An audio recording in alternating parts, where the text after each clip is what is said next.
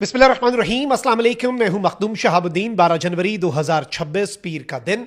नाज़रीन इकराम, आलमी मंजरनामे से कुछ बहुत बड़ी डेवलपमेंट्स हैं जो आपके सामने रखनी है। पिछले कुछ दिनों में हमने देखा कि रूस यूक्रेन जंग, जो कि बराह रास्त दो मुल्कों के दरमियान जंग थी और अमरीका, नेटो, यूरोप, बरतानिया, फ्रांस, जर्मनी, ये तमाम तर मुल्क यूक्रेन की मदद तो कर रहे थे, लेकिन बराह रास्त तसादुम जो है वो रूस के साथ इन ममालिक का नहीं हुआ।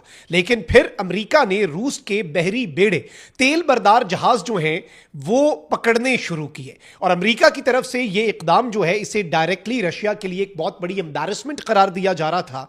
और तमाम तर लोग ये कह रहे थे कि अब रूस और व्लादिमीर पुतिन इसका जवाब किस तरह से देंगे।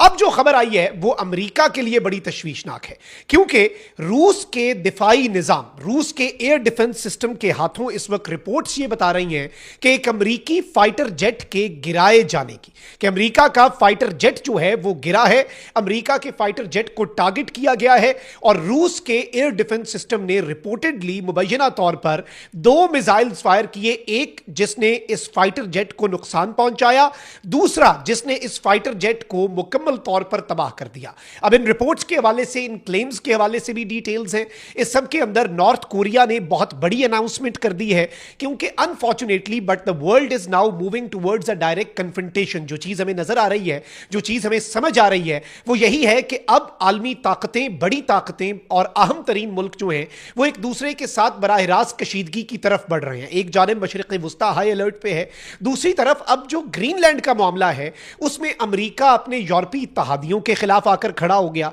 डेनमार्क कह रहा है कि भाई हम लड़ेंगे, हम बिल्कुल, चाहे हमें एटमी हमले की अमेरिका ने धमकी दे दी, हम सरेंडर नहीं करेंगे और हम गोली पहले चलाएंगे, सोचेंगे बाद में। डेनमार्क जैसा मुल्क भी अब अमेरिका को यह बात कर रहा है और अब यूरोप जो है वो एक डायलमा में चला गया है। और क्या रूस जो है वो इस सूरत हाल का, रूस और चाइना फायदा उठाएंगे कि अब वेस्टर्न अलायंसेस जो हैं उनके आपस में फड्डे पड़ रहे हैं। ये सारी डिटेल्स इस पूरे मंजरनामे का जरा इहाता करते हैं। लेकिन वही बात जो इससे पहले आपके सामने कुछ ब्लॉग्स में रखी कि हमारे चैनल को भारत, अफगानिस्तान और पाकिस्तान मुखालिफ मुतअद्दिद अकाउंट्स की तरफ से रिपोर्ट किया जा रहा है। इस रिपोर्टिंग का असर जाहिर करना आपके हाथ में है। इस वीडियो को लाइक करें, एक के बजाय ज्यादा से ज्यादा कॉमेंट्स करें और अगर हो सके तो इस वीडियो को आपने मुख्तलिफ व्हाट्सएप ग्रुप्स के अंदर शेयर भी करना है। नाज़रीन इकराम, in the past few days हमने देखा कि वेनेजुएला में जो हुआ वो रशिया और चाइना के इंटरेस्ट्स जो हैं वेनेजुएला में, उनके भी खिलाफ था। चाइना का डेलीगेशन रात को मादोरो से मिलता है और सुबह उसी मादोरो को उठा के अमेरिका ले जाता है। डोनाल्ड ट्रंप ने तो अब यहां तक कह दिया है कि अमेरिका के पास राइट है, आलमी कवानीन नहीं मैटर करते, अमेरिका के पास यह हक है कि वो दुनिया के किसी भी मुल्क पे जैसे मर्जी चाहे हमला कर सकता है। और अगर ट्रंप ने कहा कि मुझे कोई चीज रोक सकती है तो वो मेरी अपनी समझ बूझ है, वो मेरा अपना एनालिसिस है या मेरी अपनी इखलाकियात है, उसके अलावा मुझे दुनिया की कोई ताकत नहीं रोक सकती। वेनेजुएला वाले ऑपरेशन के बाद बल्कि डोनाल्ड ट्रंप ने एक तंज आमेज एक डॉक्टर्ड इमेज शेयर की, जिसमें डोनाल्ड ट्रंप ने अपने आप को 45th और 47th यूनाइटेड स्टेट्स का प्रेसिडेंट जो है वो डिक्लेयर किया, लेकिन उसके साथ ही साथ अपने आप को एक्टिंग प्रेसिडेंट ऑफ वेनेजुएला भी डिक्लेयर कर दिया। Now this is something huge.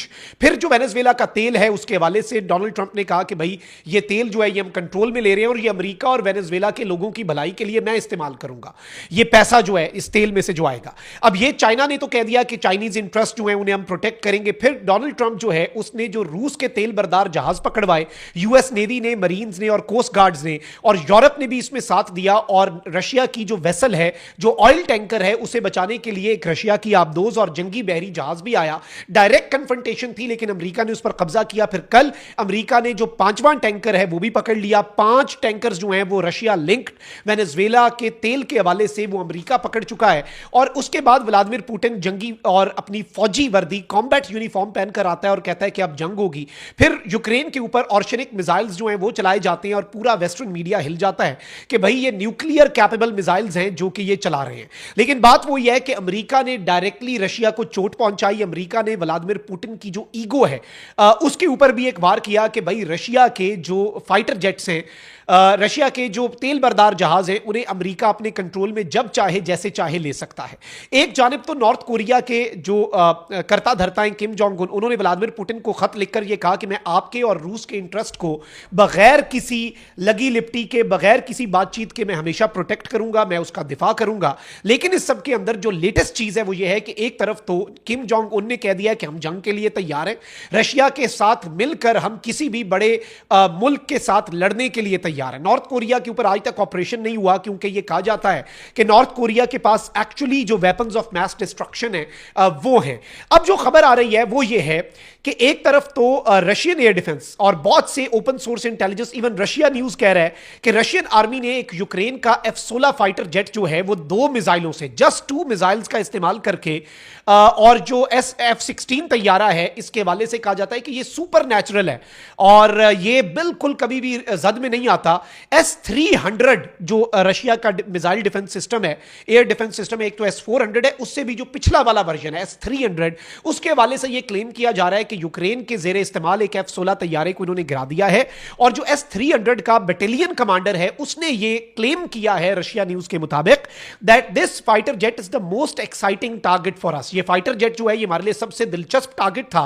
The first missile inflicted damage, हमारे पहले मिसाइल ने इसे डैमेज किया, and the second finished off the plane, और हमारे दूसरे मिसाइल ने इस जहाज को मुकम्मल तौर पर खत्म कर दिया।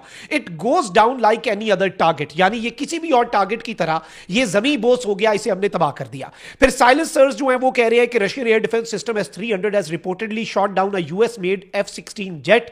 फिर इसके साथ ही साथ नाज़रीन कराम इबन मैं आपको ये बता दूं कि इस डेवलपमेंट को जिस तरह से देखा जा रहा है, देखिए मुल्क जो होते हैं ना वो अपनी टेक्नोलॉजी को लेकर भी बड़े सेंसिटिव होते हैं और कुछ खास टेक्नोलॉजीज होती हैं और हथियारों की टेक्नोलॉजीज जो हैं उनमें मुल्क उनको लेकर बड़े सेंसिटिव होते हैं। और जंग एक दूसरे पर बराह रास्त बमबारी की नहीं होती बल्कि साइबर स्ट्राइक्स भी होती हैं, हथियारों में सलाहियत के मैदान में भी होती है। जैसे वेस्ट वर्सेस चाइनीज टेक्नोलॉजी का जो हमने एक मजर है वो पाक भारत जंग में देख लिया। वेस्टर्न टेक्नोलॉजी ने अपनी सुपीरियरिटी मनवा ली। ये नहीं था कि चाइना वेस्ट के साथ लड़ पड़ा, लड़ाई पाकिस्तान और भारत की थी, लेकिन उसमें जो उनके तैयारे गिरे उसने एक बहुत बड़ी स्टेटमेंट दी कि राफेल भी गिर सकता है और चाइनीज टेक्नोलॉजी सुपीरियर है। अब नाज़रीन कराम जो हथियारों में सलाहियत और साइकोलॉजिकल वॉरफेयर है उसमें भी इसका बहुत अहम तरीन किरदार होता है और अमेरिका के लिए यह किसी सूरत भी अच्छी खबर नहीं है। अब इस वक्त नाज़रीन कराम मैं आपको यह बता दूं कि मुख्तलिफ ground based air defence systems जो हैं वो तारीख में जो F-16 तैयारा है उसके बड़ा रेयर ऐसे वाकयात हैं क्योंकि तकरीबन बहुत से मुमालिक के पास ये F-16 तैयारा है। एक तो ऑपरेशन डेजर्ट स्टॉर्म जो है उसमें 1991 में हमने देखा कि F-16 तैयारा गिराया गया। फिर बोस्निया की वॉर के अंदर जो F-16 तैयारा है वो गिरा। फिर ऑपरेशन अलाइड फोर्सेस जो है यूगोस्लाविया के अंदर जो नेटो फोर्सेस का था उसके अंदर F-16 तैयारा जो है उसके वाले से ये बात आई। फिर इसराइल सीरिया कॉन्फ्लिक्ट जो है उसके वाले से भी क्लेम्स आए। लेकिन जो रीसेंट कॉन्टेक्स्ट है रशिया यूक्रेन जंग, उसके वाले से ये बताया जा रहा है नाज़रीन कराम कि अगस्त 2024 में यूक्रेन ने अपना पहला F-16 तैयारा गंवाया था और उसके बाद जनवरी 2026 यानी कि अब ये रिपोर्ट्स आ रही हैं और सोर्सेज क्लेम कर रहे हैं कि S-300 सिस्टम जो है उसने F-16 तैयारा 2 मिसाइलों का इस्तेमाल करके जो है वो गिराया है।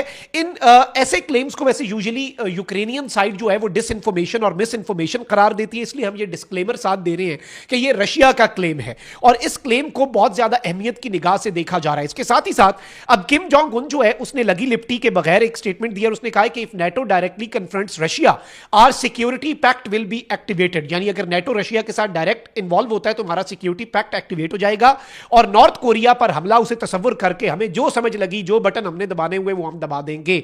तो अब एक तरफ तो चाइना साइलेंटली और नॉर्थ कोरिया खुलकर रशिया के साथ खड़ा हो चुका है और यूं लग रहा है कि सफ बंदियां हो रही हैं एक बड़ी जंग की तरफ और यह एक अहम तरीन डेवलपमेंट थी जो आपके सामने रखना जरूरी थी। अपना बहुत ख्याल रखिए। अल्लाह निगहबान। पाकिस्तान जिंदाबाद।